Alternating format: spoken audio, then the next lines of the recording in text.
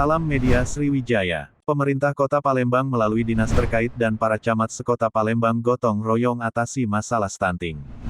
Dalam hal ini Wakil Wali Kota Palembang Fitriyanti Agustinda terus berupaya mengajak seluruh jajaran Pemkot Palembang dan upaya penurunan stunting ini membutuhkan keterlibatan semua pihak, baik akademisi, media, swasta, lembaga swadaya masyarakat, dan mitra pembangunan dan kesemuanya untuk memperkuat koordinasi, kerjasama untuk percepatan penurunan angka stunting ini.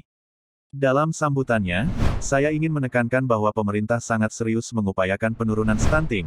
Komitmen pemerintah tidak pernah kendur. Pada Agustus tahun 2021 Presiden telah menandatangani Peraturan Presiden Nomor 72 tentang percepatan penurunan stunting, substansinya mengadopsi Strategi Nasional Percepatan Pencegahan Stunting tahun 2018 sampai tahun 2024.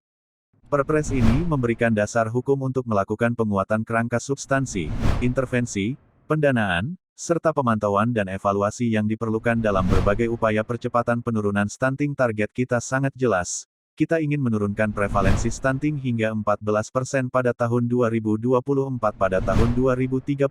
Sesuai dengan target Sustainable Development Goals (SDGs), kita harap prevalensi stunting sudah 0,0 di negara kita.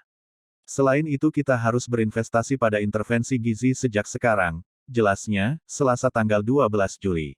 Media Sriwijaya melaporkan.